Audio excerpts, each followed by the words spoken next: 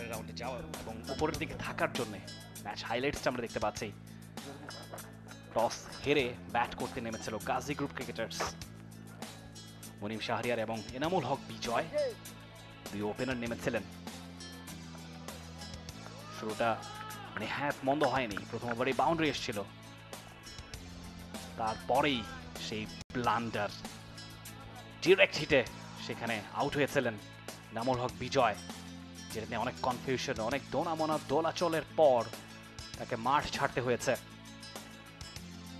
টুর্নামেন্টের leading run scorer Enamul Haque বিজয় আজকে একেবারে ব্যর্থ। এরপরে ওয়ানডাউনে নেমেছিলেন সাদিকুর, সেখানে চমৎকার সঙ্গ দিচ্ছিলেন মুনিম শাহরিয়ারের সঙ্গে।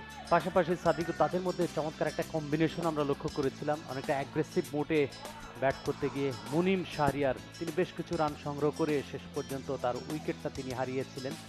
তারপরে শামসুর রহমান, শুভ, সাদিকুর রহমানের মধ্যেও আমরা চমৎকার কম্বিনেশন দেখেছি মিডল ওভার্সগুলোতে। সেকেন্ড পাওয়ার প্লেতে 1-2 দারুণ খেলেছেন।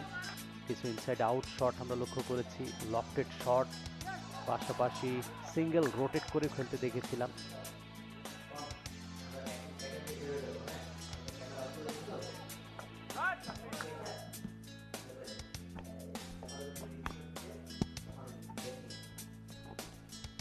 তারপরেই ঝড়ের বাগরা আমরা হাইলাইটসে দেখে নিতে চাই। স্টার্টটা ছিল খুবই চমৎকার এবং যেখানে দারুণ সূচনা এনে দিয়েছিলেন আলিফ হাসান এবং মেহেদী হাসান, দুজনের দুর্দান্ত ব্যাটিং, বিশেষ করে এগ্রেসিভ ক্রিকেট। প্রথম 5 ওভারে যে প্রথম পাওয়ার প্লেতে এবং সেখানে অনবদ্য 43 রান করেন মেহেদী হাসান। উইকেটের চতুর্দিকে শট খেলেন এবং পাওয়ার প্লে যে অ্যাডভান্টেজ, সেই অ্যাডভান্টেজটা কিন্তু কাজে দিয়েছে পরবর্তীতে বিজয় কেতন উড়াতে। দেখার মতো স্লগ, দারুণ একটা 6, এরপরে ফুল টস, সেটাকেও বড় ছক্কায় পরিণত করেন এবং পরবর্তীতে একটা লেট মুভ ডেলিভারিতে বেটন প্রথম উইকেটে পতন করেছে 56 রানে এবং শেখ পারভেজ জীবন প্রথম উইকেটটা তুলে নেন। এবং এরপরে খালিদ হাসান, তিনি এসে কিন্তু একটা বাউন্ডারি আদায় করে আত্মবিশ্বাসের যোগানটা দিয়েছিলেন।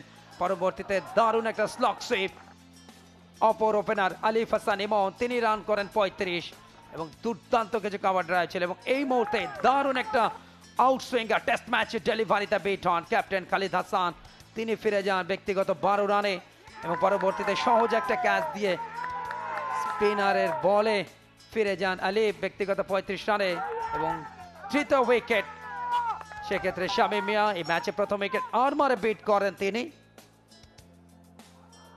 সাকিব শাহরিয়ারকে। পরবর্তীতে মোহাম্মদ ইলিয়াস, তিনিও এলবিডব্লিউর ফাঁদে পড়েন এবং তিনটা উইকেট নিয়ে সফল বোলার ছিলেন দলের পক্ষে।